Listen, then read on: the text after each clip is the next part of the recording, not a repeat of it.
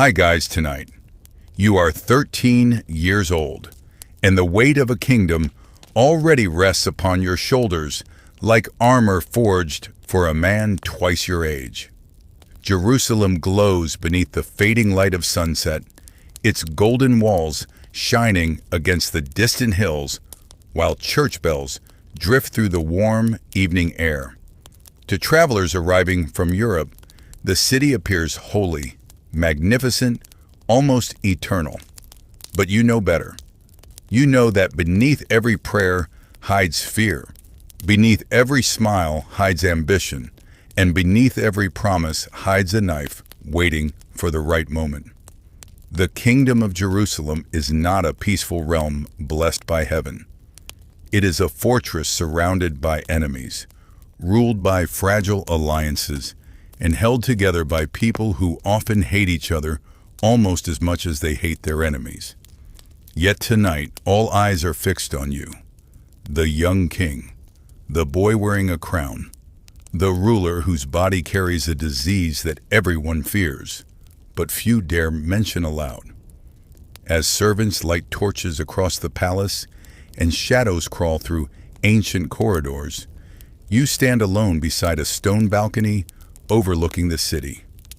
Far below, thousands of people live their lives believing kings possess certainty. They believe rulers have answers. They believe crowns create strength. If only they knew the truth. Because deep inside, you carry a secret terror greater than any invading army. You know your body is changing. Every month brings in new symptoms, new weakness, new reminders that time is moving faster for you than for everyone around you. Yet tomorrow morning, when the sun rises over Jerusalem, you will climb onto a throne and pretend none of that matters, because kings do not have the luxury of fear. Not publicly, never publicly. The following weeks become a relentless storm of responsibility. Every sunrise brings messengers carrying reports of raids, disputes, shortages, threats, betrayals, and rumors of war. Noble families arrive demanding favors. Military commanders request funds. Priests argue theology. Merchants complain about taxes. Everyone wants something. Everyone expects solutions. And somehow, despite your age, despite your illness, despite the impossible burden placed upon you, you begin surprising them all.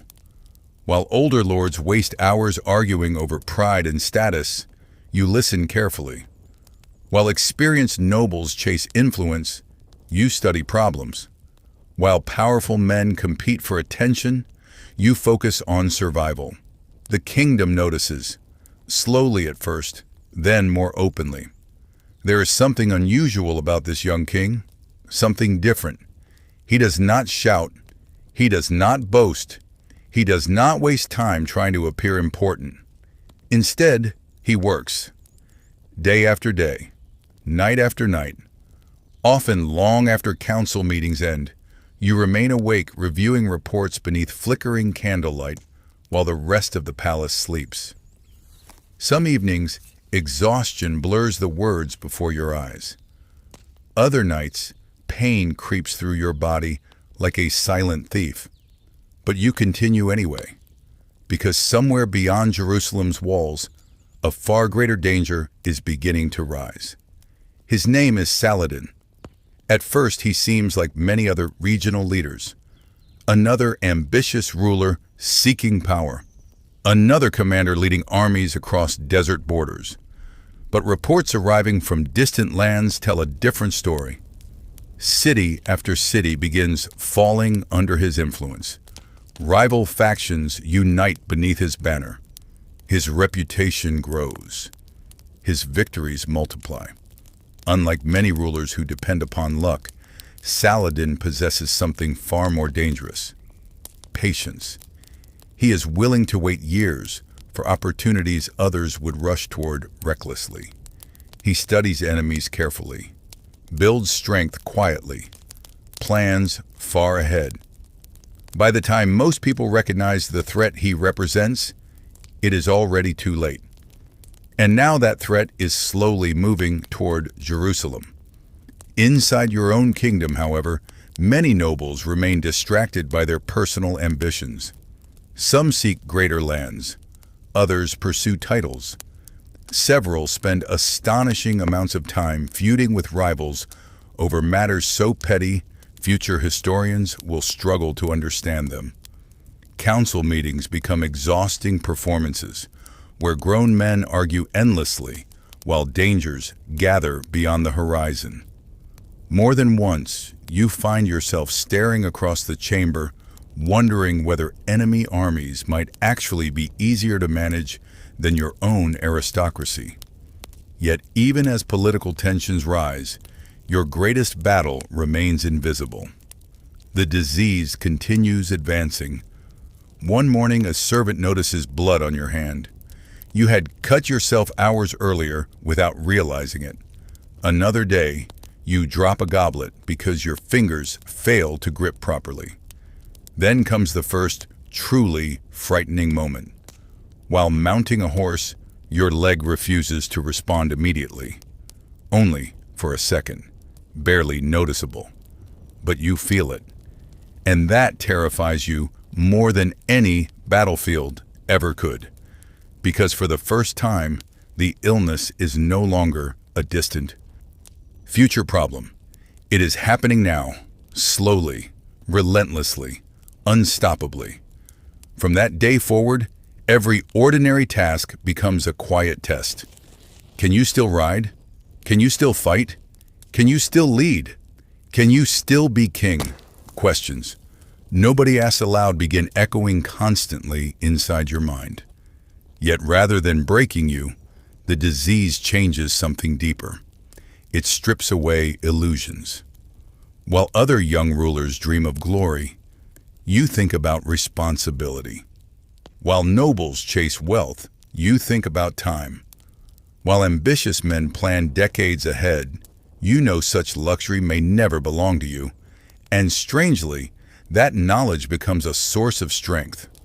Because once a person truly accepts how fragile life is, fear begins losing its power.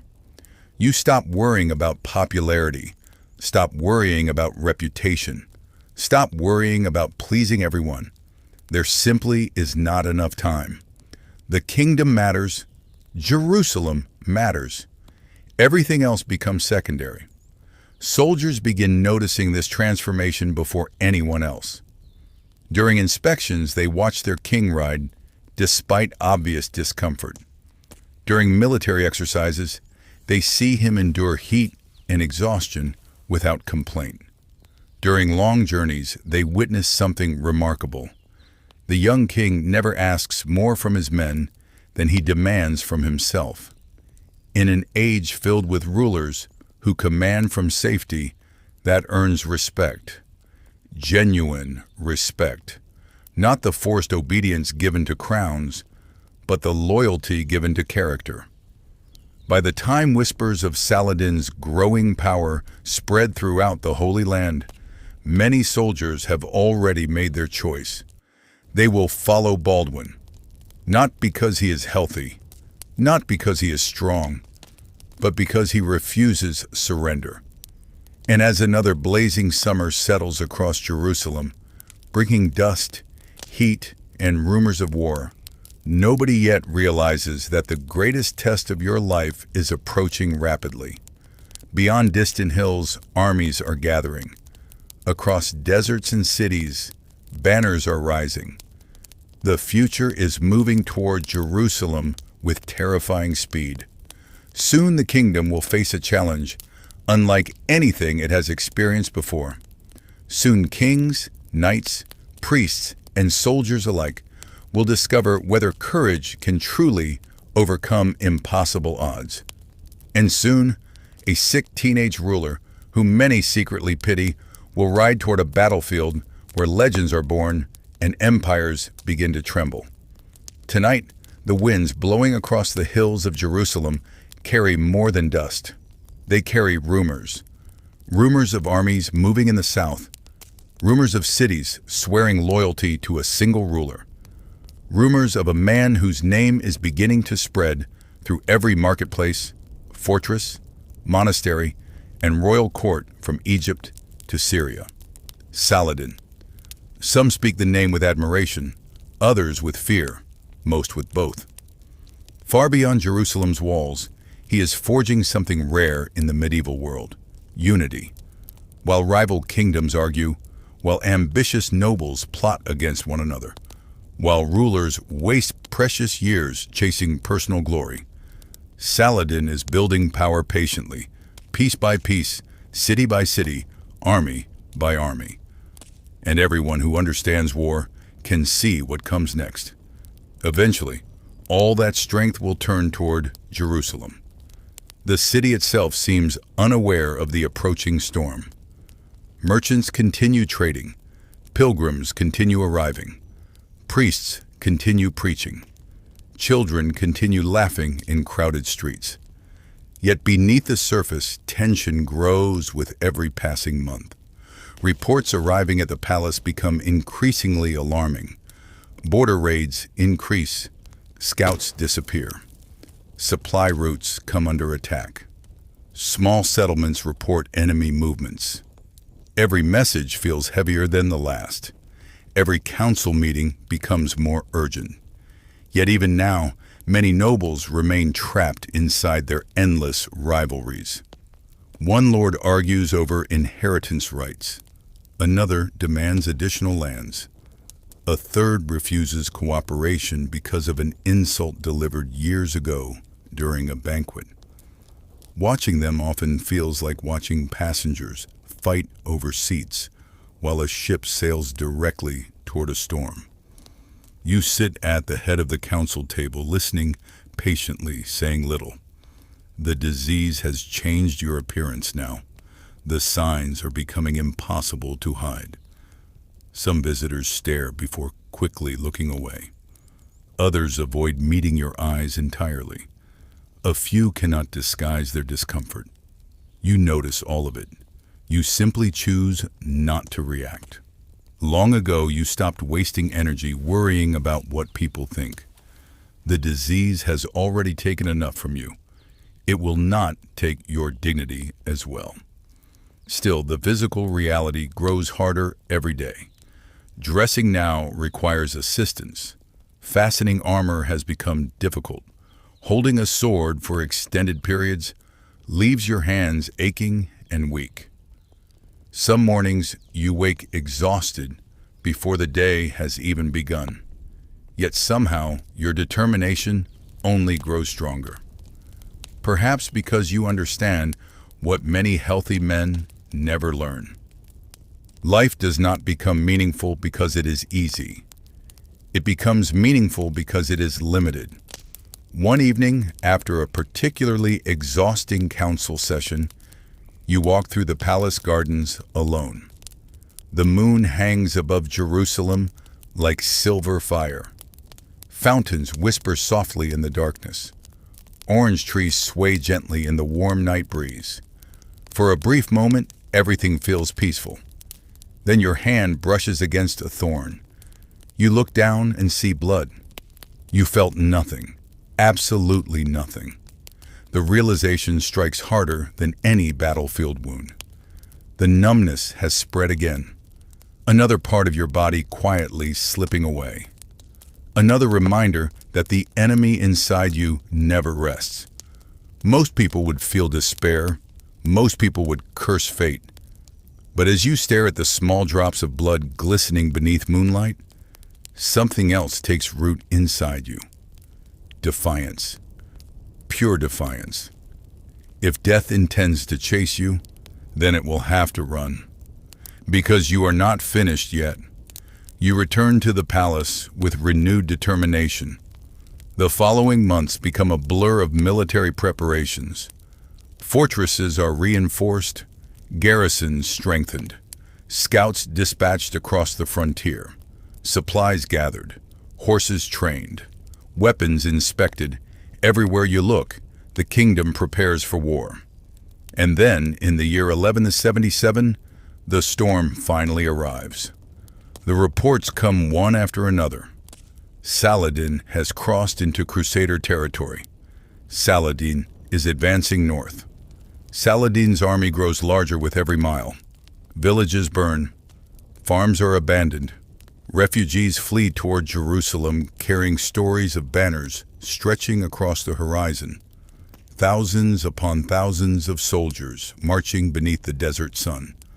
Experienced warriors, veteran commanders, men who believe victory is inevitable. Panic spreads rapidly. Some nobles urge retreat. Others recommend abandoning large sections of territory to preserve manpower. A few quietly begin preparing escape plans. Nobody says it openly, but many believe the kingdom is doomed. The numbers alone seem impossible. Saladin commands one of the largest armies the region has seen in years. Jerusalem can barely assemble a fraction of that strength. Yet while fear grips the kingdom, something unexpected happens. The king refuses to panic. You study reports, review maps, listen carefully, think. While others see disaster, you search for opportunity. Eventually, you reach a conclusion so bold that several advisors believe you have lost your mind. Instead of hiding behind walls, you will attack. The reaction is immediate. Shock, confusion, disbelief. Some commanders stare at you as though you've suggested invading the moon. The enemy outnumbers you enormously.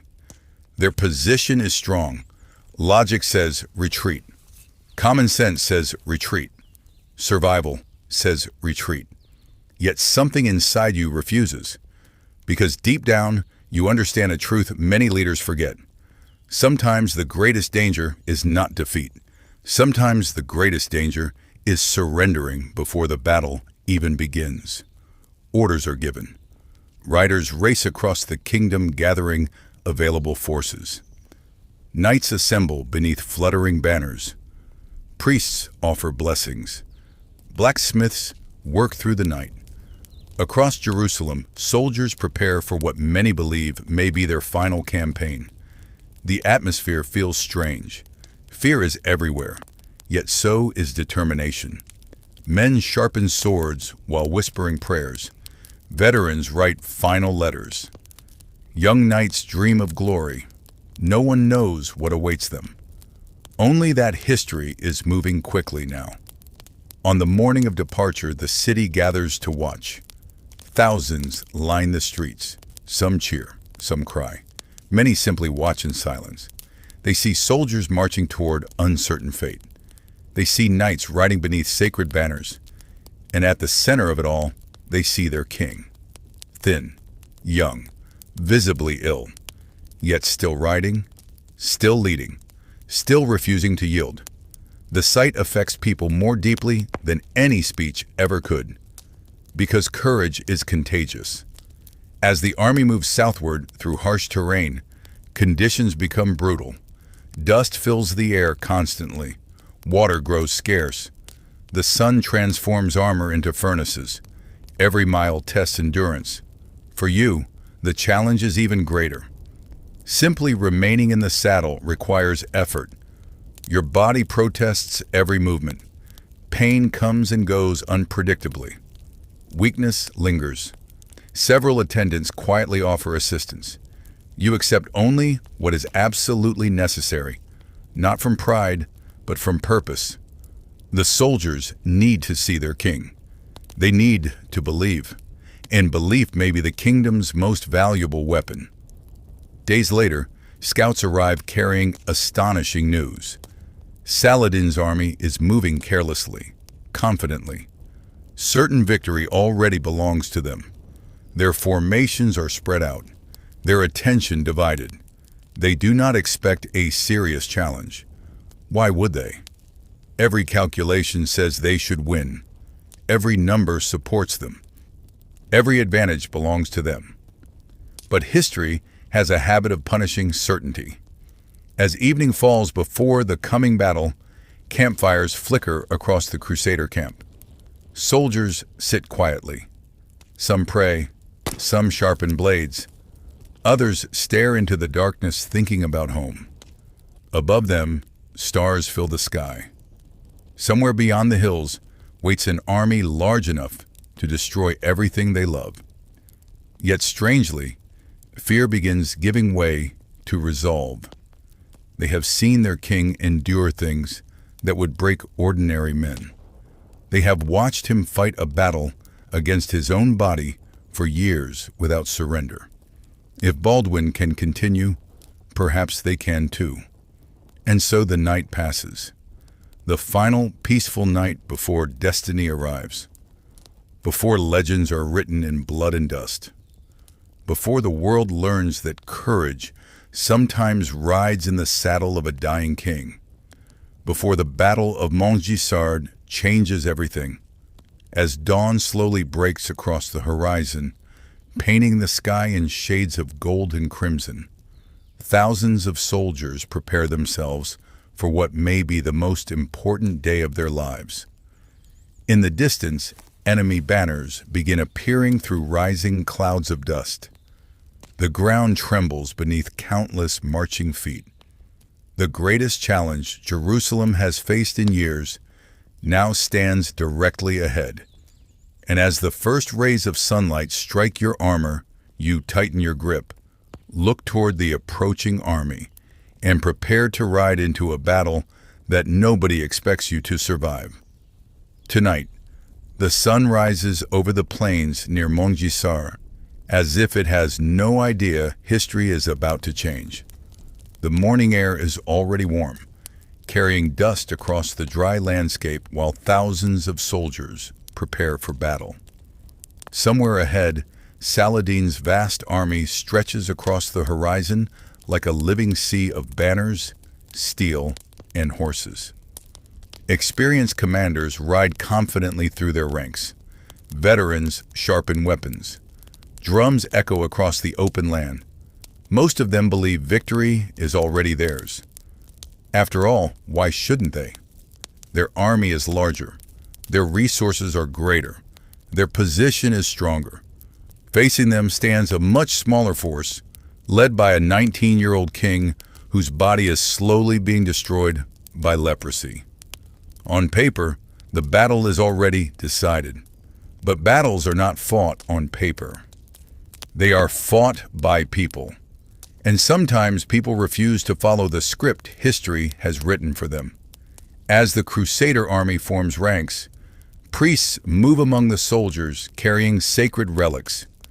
Prayers rise into the morning sky. Knights lower visors. Horses stamp nervously against the earth. Many men are afraid. Some know they may not survive the day.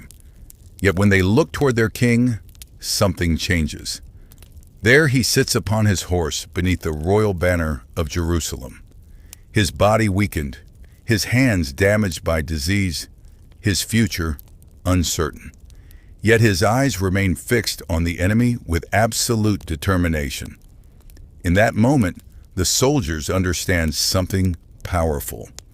If their king can face death without fear, then so can they. Orders are shouted, trumpets sound. The army begins moving forward. Across the battlefield, Saladin's commanders finally realize something unexpected is happening. The Crusaders are not retreating. They are not hiding behind walls. They are attacking. For a brief moment, confusion spreads through the enemy ranks. Then chaos follows. The Crusader cavalry launches forward like a thunderstorm. Hundreds of armored knights crash across the battlefield with terrifying force. The earth shakes beneath pounding hooves. Dust erupts into the sky. War cries echo across the plains. Then comes impact. Steel slams into steel. Horses collide. Men vanish beneath clouds of dirt and blood. The battle becomes a storm of violence and confusion. Commands disappear beneath the noise. Visibility vanishes beneath the dust. Nobody sees the entire battlefield anymore. They only see survival. Again and again the Crusaders strike. Again and again enemy formations buckle under the assault. What was supposed to be a simple victory for Saladin begins turning into a nightmare. Units become separated. Communication breaks down. Panic spreads. Momentum shifts. The impossible begins happening right before everyone's eyes. Saladin's army starts collapsing. By afternoon, the battlefield belongs to Jerusalem. Enemy forces retreat in disorder. Thousands flee across the countryside. What began as an overwhelming invasion has transformed into one of the most astonishing defeats of Saladin's career. Against every prediction, against every calculation, against every expectation, the Leper King has won. News of the victory spreads faster than any army could march. Across the Holy Land, people struggle to believe the reports. A dying teenage king defeated one of the greatest military leaders of the age. In Europe, churches celebrate. Nobles tell the story repeatedly. Pilgrims carry the tale.